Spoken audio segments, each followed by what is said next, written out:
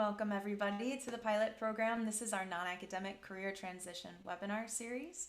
Today we're going to be talking about doing the research, applying your career metric to identify and attract non-academic job opportunities. This program is sponsored by the Michigan Department of Agricultural and Rural Development, as our guest speakers are joining us from. We're also grateful for our sponsors at Michigan State University, including the Graduate School, the College of Arts and Letters Citizen Scholars Program, the College of Social Science, and the College of Natural Science. Whoa. So we're going to go ahead and launch a quick poll. We want to see who's in the room, who's joining us today. We had a lot of registrations. We had some new names.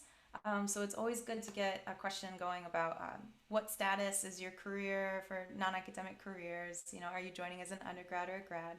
So go ahead and fill that out, and I'll continue talking about the program here. So including myself, our co-host here is Inyue Liu, and we are the graduate student coordinators of the pilot program. We are supervised by Dr. Julie Rojewski, and we collaborate with MDARD, including Ashley Bettine and Kayleen Shoemaker. We acknowledge the significant development in the early stages of this program that were contributed by Kenlia Pebbles, who is a PhD candidate in Writing, Rhetoric, and American Cultures, also known as the RAC program. Kayleen Shoemaker, also pictured above, she's the communications rep for the Animal Industry Division of MDARD, and she's a former faculty member from Michigan State's RAC program. And also Dr. Tara Rayelts, who achieved her PhD in African History from MSU in 2020. Thank you, everybody, for putting this together. So what is the pilot program? The pilot project is bridging the gap between graduating students and non-academic professionals, empowering students as they prepare for the non-academic job market. We seek to create positive social change across higher education, communities, governments, and organizations through a framework adopted from the 4 R's Indigenous approach, which includes respect, relevance, reciprocity, and responsibility. In our program, we explore the 4 stages of the non-academic career transition process, developed from Beyond the Professorate programming, which includes discover, research, implement, and build steps. Again, that's free of charge with your MSU login. And we exchange DEI training and materials with MDARD professionals. If you want to learn more about us, you can visit our website, seen below, and learn a little bit more about each part of this program. So of the 4 steps mentioned before, we are on the research step in today's webinar. So last week we talked about the discover step, where we developed our career metric. Today we're going to be talking about doing the research, where you apply that career metric to identify and attract your non-academic job opportunities. We have 2 more webinars coming up after this. On the 28th, we'll be doing the implement step, where we talk about putting that research to practice. You're going to focus your job search and build your non-academic career. And then lastly, we will have the build step on August 11th, and that's navigating the non-academic career transition process, envisioning your long-term career development.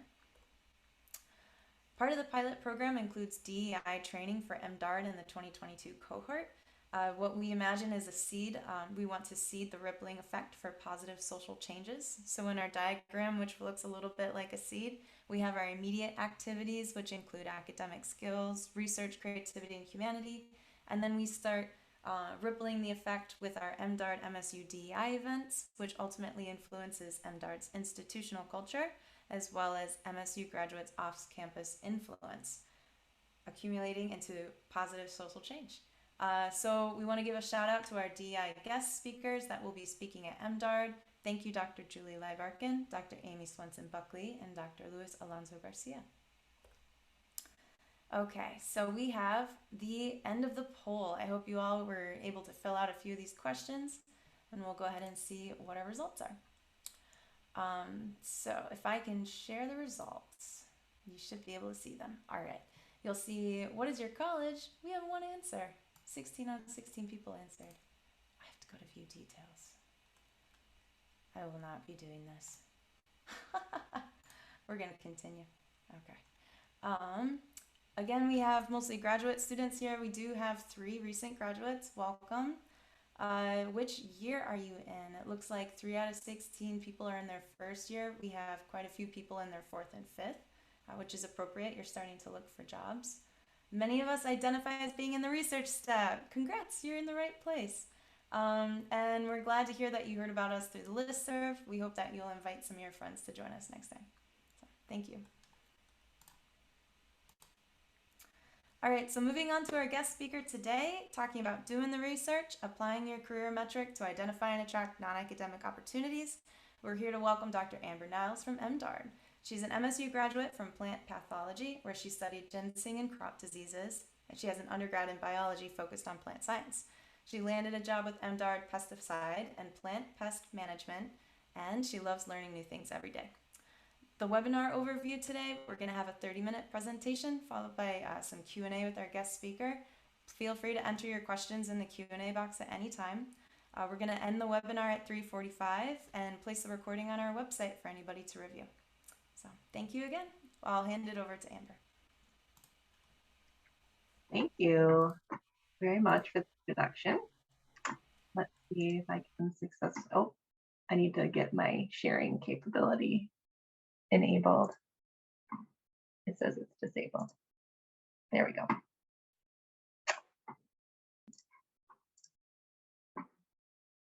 All right, how are we looking?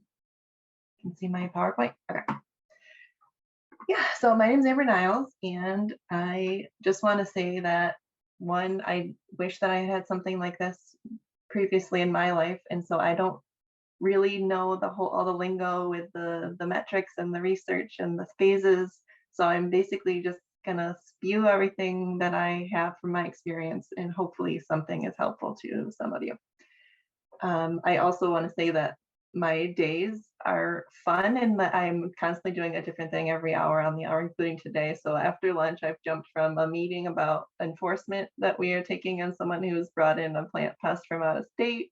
And then I had a really quite boring meeting with the USDA to show me how to technically log into something to review permits. It's a new thing. And then I jumped over here and I'm going to talk about myself. So I guess that's like a disclaimer that I'm scattered, but also like, this is a cool thing a job where you can be exposed to so many different things, and every day is cool and different. So a little bit more about me and my background. I was born and raised in a town called Perry, New York, which is a tiny town about an hour east of Buffalo, New York. It's a small farming community. So that was when I started to become interested in agriculture, because that's just how I was brought up. I went to SUNY Geneseo, which is the State University of New York at Geneseo, and I got a bachelor's in biology. And from there, I moved to Michigan to attend MSU for a PhD in plant pathology. Right now, I live in Petoskey, Michigan. I'm with my husband and 6-year-old son, and I work remotely for MDARD as the export and compliance specialist. And so a little bit more about my career. I started working for MDARD while I was finishing writing my dissertation, and my son was less than a year old. So my professor had said, you know, when you have that baby, you're going to write, and then you can start looking for a job. And so it was a very crazy time when I was going through this process. I was a nursery inspector when I first started for 5.5 years, and I covered 14 counties in the northern lower. So another thing, if you're interested in that sort of get out there and see a beautiful place in northern Michigan, keep an eye out for openings. A lot of retirements are happening right now, so that's one place you can add to your list if you're interested. And it was really great place for me to work, because I felt like there was so many opportunities constantly for me to target where I wanted to go and where I wanted to develop personally and professionally as I was just getting started. And the more things are happening every day with Ashley Patine, and she's awesome at getting new professional development programs going for MDARD. I applied 4 times for promotions and just got this one in April of this year. So I know rejection. And I think it's a really good thing to experience, because I learned a lot about what I did and didn't want from those experiences. So my educational and career path was what I call a winding path. And I always feel good when I hear someone else say that. So I hope that someone benefits from me saying that, because I was always thinking, oh my gosh, I can't just focus. I don't know where I want to focus, and I'm wasting time because I'm not focused yet. And I think it's okay. And I meet more and more people throughout my life that that's not how it usually works. So don't let anyone fool you into thinking that it's just like, I'm 12, I know what I want, and I'm gonna get it, because that's the exception, not the rule. So I was a first generation college student. My parents didn't go. They had no idea when I even said I wanted to go to college what that meant or what to do. And I was just interested in everything in I knew I was interested in being outside and agriculture, but what was I going to do for a job? So I thought I was going to be interested in masonry. I had moments where I was like, maybe accounting, maybe forestry. I worked in jobs that had to do with business. I worked for the USDA. I did actual farming work. I did activism with Greenpeace. I worked as a researcher. I worked for nonprofits. So all those experiences always brought me a little bit closer to clarity in where I wanted to go, but they were not like sequential steps that made sense. It was just exploration all the time. And this hopefully helps people like me. I'm a self-proclaimed introvert. I was very, very shy growing up and had a hard time even speaking to people that were strangers, but that I break that every day. You just gotta get through that wall and speak up, because introverts have a lot to offer. So it can be really difficult because it's a struggle to expand your network. It's hard to stand out when you're an introvert and other people are talking and you can't get a word in because you don't know how to speak up over them. And you often get overshadowed, and it takes that significant energy to speak up. Sometimes introverts are labeled as weird or snobbish. I know a lot of people have admitted to me after getting to know me, they're like, oh, we didn't think you were quiet. We just think you were mean. It's like, oh man, I guess I got to smile more. But a wise employer will see that introverts have a lot to offer. Like, introverts can be more reflective. They're really great at listening, and they're very focused, and they can stay calm in times of not so calm situations. They're really great writers, and they can be creative and sensitive to things that others aren't. And so for like a support side with your coworkers, you can see things that others might miss about, oh, someone has good ideas, and I can tell because they're always whispering over there and they're too shy to speak up, but we should, like things like that can be pointed out by someone who's been in the same scenario. So I say own it, whoever you are. I'm not saying extroverts are bad. I know that sometimes if you are an expert, you're like, oh, she's saying that I'm not as good, but no, everybody has their thing. And I know that introverts struggle, so don't worry about it. And if you haven't read the book, Quiet, The Power of Introverts in a World That Can't Stop Talking by Susan Cain, I highly recommend it to everyone because it helps you either relating to being an introvert or it helps you understand your introverted buddies. And the couple quotes that I really liked were, there's zero correlation between being the best talker and having the best ideas. And the secret to life is to put yourself in the right lighting. For some, it's a Broadway spotlight. For others, it's a lamplit desk. Use your natural powers of persistence, concentration, and insight to do work you love and work that matters. So just a little inspiration there. So when I did find my way into college, like I said, I went to SUNY Geneseo, and I took every opportunity that I could to build connections there. And for me, that looked like seeking out different experiences to both build knowledge in all the different areas of my studies, but I also kind of forced my way into situations where I had to make those connections, like weekend trips that your professor offers, like when you're going to be riding in a car for a long time, those conversations can be really bonding, and you learn a lot and exchange information. So then that was how I became interested in plant pathology, was during one of those trips. Like I said, I went on a trip to Utah that was for 10 days, a biodiversity course, and the professor there was into plants, and he had mentioned that, oh, you could work with plant pathology. And that was kind of my first exposure that, oh, plants get diseases just like humans do. And that's still something that I encounter if I'm in an elevator or on an airplane next to someone. They're like, oh, what do you do? And I say, oh, I'm a plant pathologist. They're like, what the heck does that mean? Plants can get sick. And so it's helpful that you can have those interesting conversations with strangers a lot. So after that conversation with my professor, I started to look into plant pathology and different programs that different colleges had, and I liked that MSU had a very heavily field-based program in Mary Housebeck's lab, and so I sought out a graduate assistantship there. And while I was there, making connections with fellow graduate students, you all know, is super important, and because it can be a lonely and difficult time if you aren't making those connections. And then as well as the postdocs and professors and the the support staff all have something to offer as far as advice. So I suggest, if you haven't already, try to reach out and make connections with all of them. And then I also joined a couple like student clubs and tried to attend conferences and network at those events as much as I could. Again, which isn't easy as an introvert, but just putting yourself into the situation and going from there is just like take one step at a time.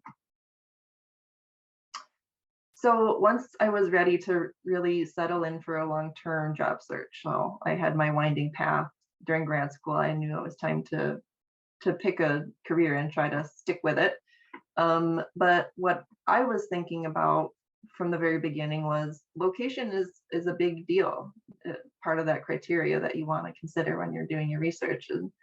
And a lot of people say, oh, I don't care where I live, I just want the job. But don't not give it a credit, because it does make a big difference on where you're living, because it can affect your lifestyle and your quality of life. If you're going to have a field aspect to your job, is it a place that you want to be spending time out? If you're going to have a remote office, you want to have, I was interested in having stimulating subjects. And so I was seeking things that were going to learn something new every day. I didn't want to pigeonhole myself into something that was a tiny little corner of science. I wanted to keep it fresh all the time. I also paid attention to the training atmosphere, because I looked at past jobs that I had had and kind of made a pros and cons list for each one. And I was very unhappy when training wasn't prioritized. It was kind of like throw you into the fire and have fun. See you next year for your annual review. I wanted training to be prioritized, because I feel the most confident when I have all the information that I could possibly get, and so that I can do a good job. I don't want to learn by failing because I didn't know. I'd at least want to be set up for success. And I wanted to make sure that there was a supportive and inclusive culture, where my ideas were going to be listened to, even as the noob, and where everybody was included. And then where could I make an impact, and where could I grow both personally and professionally? And so I don't know, Kayleen probably talked about this, like assessing yourself and your skills and your interest. What are your strengths and your goals and your values? Ask yourself, what do you love doing every day right now as a graduate student? Do you like teaching? Do you like the research? Do you like, what part of it most inspires you? And then take that and try to translate it into skills that sound good on a resume or during an interview. So for example, if you say, I like finding ways to explain concepts to students that make sense to them. That's like, I can break down complex ideas into parts and come up with creative ways to explain that information. So if you make a list of all the things that you love doing, what inspires you, and what you want to do in a career, then you can translate those into what would look good on a resume. And then you can say, oh, these things that would look good on a resume are actually things that would be great for such and such a type of job. So it kind of works in two directions. And so when I was trying to identify my skills, I got a lot of feedback from mentors and peers, but I say that's only about 40% of how I liked to identify my skills, because someone might say that I'm good at something, but if I don't feel confident in that skill, then I'm not going to want to do it. I'm not going to feel, I like to feel confident in it. So I like to listen to my own thoughts. Like, this is what I think of my skills are. They may not match completely 100% with what someone else says my skill set is, but I guess that sweet spot is the in between. Someone says you're good at it, you feel like good at doing it, and so that's where you want to focus, or that's where I wanted to focus. There's a lot of assessment tools out there. Again, I don't know if that's something that Kayleen already shared, but there's programs on most campuses that help you assess your skills, and sometimes it's hard to just put something into words. You want to give a paragraph and you're like, what is that skill? I like doing this, and they can help you kind of figure out what that applies to. Clubs like Toastmasters, I know that some of my fellow graduate students were in Toastmasters, and I was like, that sounds terrible. I don't want to be in a club that does public speaking all the time. But they do so much good work with identifying skills and supporting each other. I am in Toastmasters now, and I've been like, oh, this would have been a good idea long ago. So look into things like that. And then I think helping someone else is always one of the greatest things that you can do to learn something new. Being on the other side, you can sometimes listen to yourself and be like, oh my gosh, I should be taking my own advice here. And so if you have another friend that's trying to enter non-academic career and you try to help them out, you might learn something yourself, or bring something you already know in the back of your head to light, and you're like, oh, okay. That applies. I know that just happened to me with interviewing. So like I said, I interviewed for 4 specialist positions, but between 3 and 4, I interviewed for the state of Michigan, and it was like, oh, I get it. I see what they're hearing me say and what they're not hearing me say. So that's something to keep in mind in a lot of different aspects. I guess that could apply here, as if you have the opportunity to be on a hiring committee in your labs or whatever, you could ask to participate, and you could learn something about the interviewing technique there. Okay, so knowing your skill set can help you narrow your search and helps you market yourself. So searching for a job that matches your skill set, and then you have happiness in your job because you excel at those skills that you're required of. And then you'll recognize the skills that you want to build on, and then you'll seek a job that will allow for you to build on those skills, and highlight that skill set when you're applying for the job, because that is what really stands out in like a resume or a cover letter, when you're like, these are things I'm good at, and these are the things that I'm passionate about, and this is why that's going to make me good for this job. And so reading a posting carefully, and if it's well written, it'll have skill sets spelled out for you so that you can then translate your specific skills and or recognize if that job is one that is going to utilize your skills. So just 4 reasons why knowing your skill set is really good idea. So when you're ready to explore the non-academic career options, it's not as structured as academic searches. So, and it can seem like a huge undertaking because it's just so vast. So I would start by talking to your network. Use LinkedIn. You can find groups on LinkedIn and reach out to people and look at professional associations. Like there was the American Phytopathological Society, where they had meetings, both regional meetings and national meetings. Try to get to those so you can talk to people and say, okay, I'm in this field, but what can I do for a non-academic job, and what's out there? There's some online resources that I've found, like Cheeky Scientist, Imagine PhD, and My IDP. I think My IDP is what I had done at some point during my graduate degree time, and it was really helpful because it gives you a big long list of what is available, and then helps you understand what you might like about different things. And I thought that the working in government, that's kind of how I started searching in government jobs, was My IDP kind of explained it in a way that sounded appealing to me. And cast a wide net. So I would suggest like set up searches across a bunch of different platforms and check them often, because you never know what's going to show up on there. Okay. So you want to read the position descriptions carefully before you apply. And I say that because when you go to do a resume, cover letter, and or interview, you want to show that you really understand what the position is. And so you can also speak to someone that's already in the role or in a similar role. So there's usually a person listed on the posting that you can contact for questions. So don't be afraid to say, could I maybe have the contact information of someone who already is in this role so I can talk to them to find out more. And then research the company and department online. I think that's out there on every single career advice page, so I don't want to just regurgitate that. But MDARD, I know, has advice for interviewing with state government on their website, and it's different. I mean, the type of interviewing that you do for the state of Michigan is different than any other interview I've ever had. I went in thinking they were going to ask me about my technical skills in plant pathology, and they were asking questions that were more like, what would you do if a coworker got really mad at you? And I was completely knocked off my feet because I was not prepared to answer those kinds of questions. So whatever you can do to try to find if there's some hidden link on their website that's like, this is what to expect, that will help you at least stay in your bearings when you're sitting there doing the interview.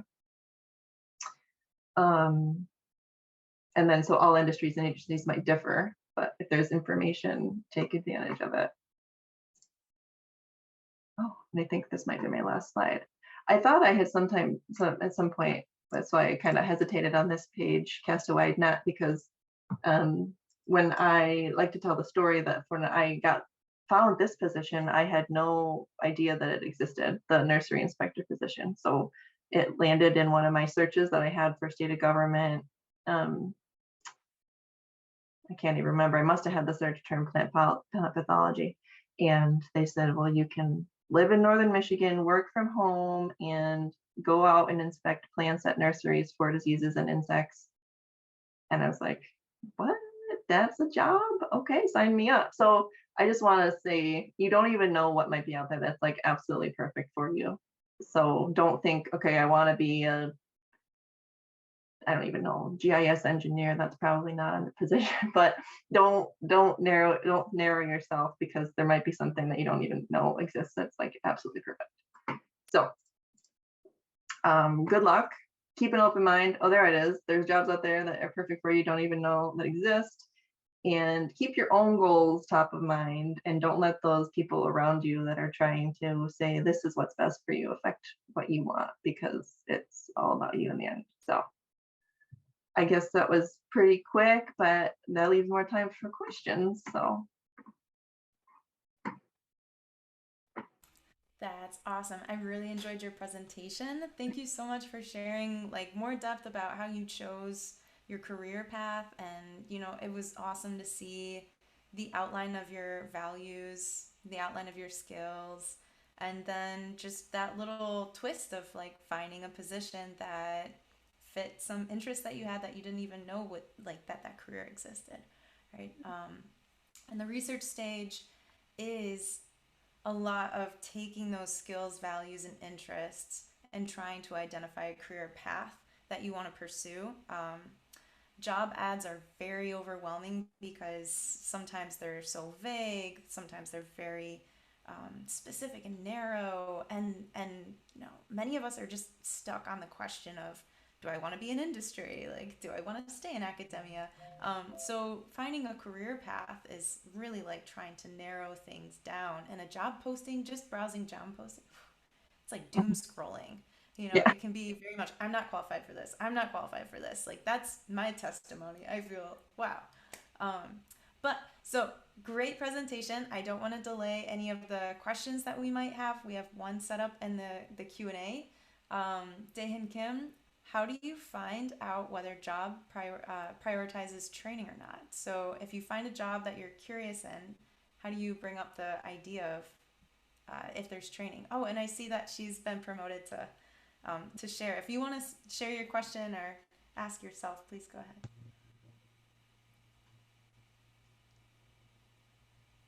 Oh yeah, that was my question. I just want to know, like, how can you find out whether the job prioritizes, because like before you start, you never know.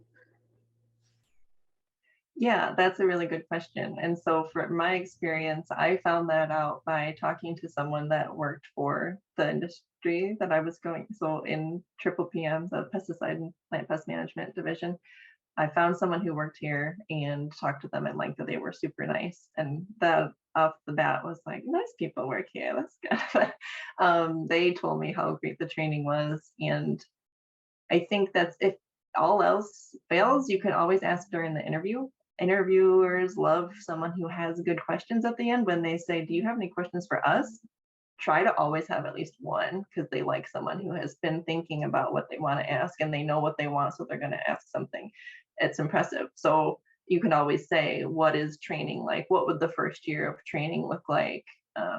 Will I be shadowing someone on this, or, you know, just try to feel them out during the interview process. Thank you for your answer. Yes, I wanted to add on something there. Thank you so much, Amber, for that presentation. Actually, in my experience as well at MDARD, I wanted to like add on to the fact that, I mean, how you discover whether the organization prioritizes training. I mean, if you check the site, the website of the places where you want to apply, and try to look at a lot of information there, you'll be able to find, you know, some of those things where they say maybe training opportunities here and there, and also like career development for staff and stuff. So you'll be able to know, in case you do not know anyone in the organization, that you can ask before getting in there. That is very helpful. Then there is also something that Amber talked about, the nature of interview that you expect, you know, once you go in an organization. You know, like she said, she was expecting to be asked about, you know, the, you know, her skills and, you know, competencies, but they asked different behavioral type questions. I remember when I was also interviewed, well, at least I had an idea that they would ask those kinds of questions because I'd browsed the website so extensively, and you know, there were sample questions, you know, I mean, a guide on, you know, interviewing and stuff like that. And, you know, the behavioral type kind of questions were more prevalent in there. You know, how do you handle such a situation? What is your experience doing this? So, you know, you should kind of look at the nature of the organization and what it provides, and you'll be able to be, you know, to know what you expect. But I'll give you more during my talk on the 11th of August, you know, when I'm sharing my experience. I'll also talk about more of such stuff. Thank you. Yeah, nice plug for yours. But that's a great point. I think even looking at the website, you kind of get an idea of the culture. They want to, if they are interested in making someone feel comfortable and that they will be properly trained, they'll make it known on their website. And so you can kind of gauge that just from the wording they use about come work with us. Come work with us, the end, or come work with us. We value professional development and we support people who are interested in multifaceted, blah, blah. You know, they'll use the words that make it clear. Thank you both for sharing your experiences on that. We've already got, what is this? Piero dropped 2 questions in the chat. I'm going to pass it over to Christina. Would you like to share your question with us, Christina Barber?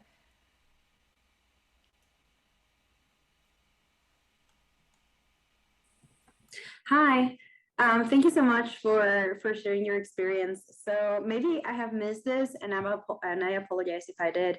But how long did it take for you to switch from academia to industry? Like, how was that switch, and which skills did you realize that it will have saved you a lot of time to have? And which skills were you lacking that you need to improve to actually get a job? Yeah, so great question. And now I got to kind of think about it a little bit, but I knew pretty early on. So when I was deciding to go to grad school, I was kind of hesitant in going to grad school. The reason I ended up going was because I wasn't quite ready to stop learning and I wanted to continue learning. And a lot of people who go into graduate school already know that they want to be in academia. So I was on the fence from the get-go if I wanted to stay in academia. So right off the bat, I was already talking to my professor and everyone else about what can I do to keep my net wide. I don't want to just focus on the research and how I can get tenure and blah, blah, blah. So they gave me opportunities like speaking engagements with the public. You know, anytime that something came up that they recognized as building my skill set, they would involve me. And on the spot, I'm trying to think of other examples of the ways that I built my skills for outside of academia. But I think without giving myself a brain ache, I would just say knowing that I wasn't staying in academia from the beginning helped me keep that in mind along the way. Thank you. Yeah, thank you so much. And how much did you take to, like, since you graduated, to find a job? Yeah, so I'm lucky and I almost feel guilty about it. I don't know how it happened, but I was in grad, like I said, I finished up all my research in about 3.5 years, and then I had a baby. I had my comprehensive exams, had my baby like the next week, and then was on maternity leave and was writing and applying to jobs, and I was hired. So my baby was born in November of 2015, and I had this job by September of 2016. So That is awesome. Well, thank you so much. yeah. But I should also say, I don't know if I ever had, but the nursery inspector job and the job that I have now do not require an advanced degree. So that might look different if you're looking for something that like, I was just like, I'll take anything. I wasn't looking for any pay rate or anything. I just wanted something interesting, and the criteria was what I said, not anything about status level pay. So that might have been made it easier for me than some people might. Yes, I wanted to speak to that too, because I also experienced that, with MDARD, for example, the advanced degree is not something really that, like a PhD, it's not something that will give you anything bigger. If the position is for entry level, like I'll talk more about that during my talk, because I entered in at, like the entry level position with a PhD, but it does not, count anything into that. You'll have to grow into the system and have experience and get those other promotions. So it's not really something. So depending on what you are looking for and where the organization you are looking for, to be employed in. But yeah, with MDAD, no, it does not play much part there. So even in terms of remuneration, no. So it just depends on which position you have joined at. And normally it's very difficult to join from above, like I'll be telling you, because I tried, upper positions earlier on, within MDAD, because I had it in focus for a long time. But, I saw that I could not get, later on when I got in, I learned that you can't hardly get in from the top.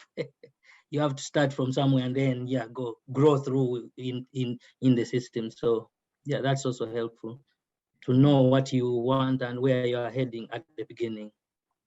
Thank you. Yeah, that's actually a really good point, that like entry-level jobs instead of going for the other ones.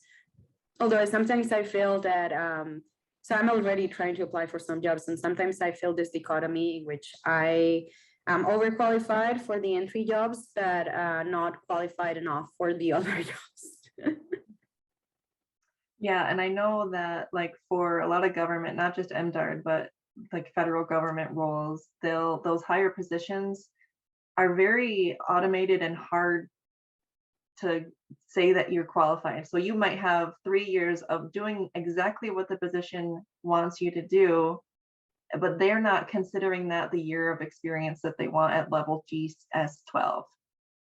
So I think if you're interested in government, I think the easiest way is to just get in at the bottom and then start moving up. And right now, things are, like I said, the baby boomer population is all retiring. So retirements are like happening all over the place, and there's opportunities to move fast.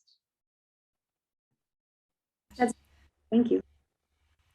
That's such an important point, and I think distinction for, I want to say it's like a shock. You trying to leave academia after you've got this advanced degree, and you're trying to say, I've done this work, I'm capable, can I get in at mid-career? And the response is like, we have a structure, and you have to follow the progress.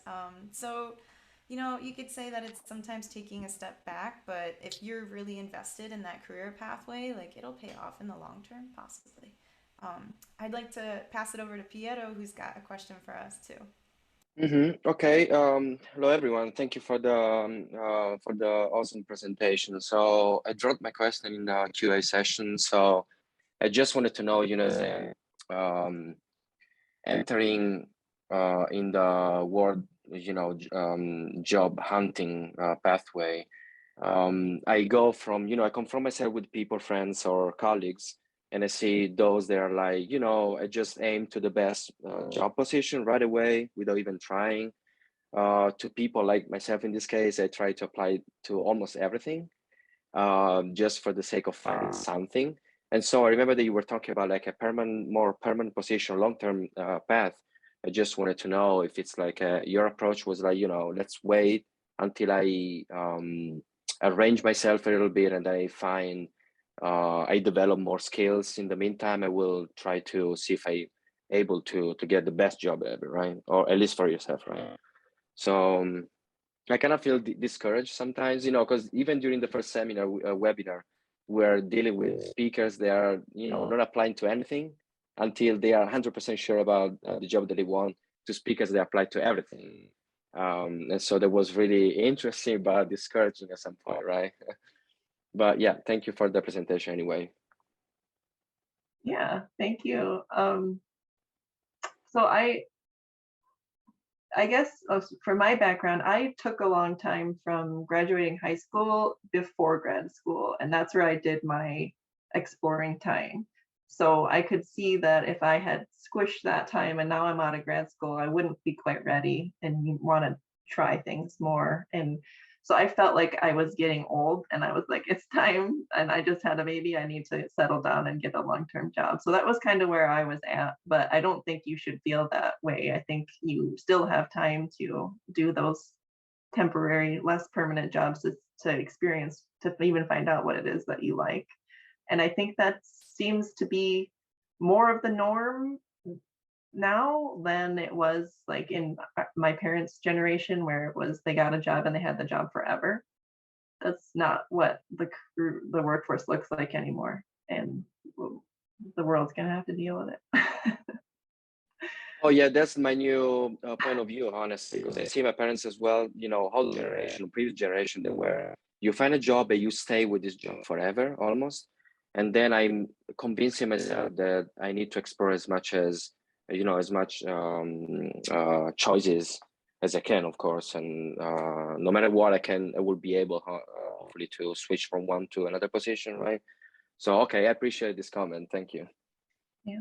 And I think that I've always appreciated when someone new comes into a role because they have fresh eyes and they don't have the experience. The experience has something to say to make things better. But I think always having someone come in with fresh eyes is great for an organization that's trying to be better. So. I am going to go ahead and say thank you, everyone. That was our last question. I'll acknowledge that Christina had a final comment in the chat where sometimes citizenship can get in the way of applying for some of these federal state jobs. I'm sure that we'll have future conversations about that because you're not the only one, Christina, that's going through that. And I know that when we talk with Stefan that you might have some experiences to share too on August 11th. But Yes. with that, we are, sorry, No, Stefan, did you? Gabby, sorry, I wanted to address, there's someone who put something in the chats here. Yeah. Says, I think there is an added layer when you're not a citizen and you are looking at a job in the United States. Yeah, so I'll address that on the 11th because I went through that system. So I'll tell you what I went through and what is required. So don't worry. I think that is Christina wrote something in there. Yes. Yeah, thank you so much. Thank you so much. Definitely come back August 11th so you can hear that personal experience from Steven. We're gonna go ahead and wrap up. We're gonna start switching over to have our cohort conversation. So if you're not part of our cohort, we're gonna say goodbye. Thank you for joining us. We really had a great conversation with you, and we are going to submit this webinar pretty soon to the website. So if you want any of the resources or materials that we talked about, you can go on there and get the links. But until then, we'll see you next week. Bye-bye.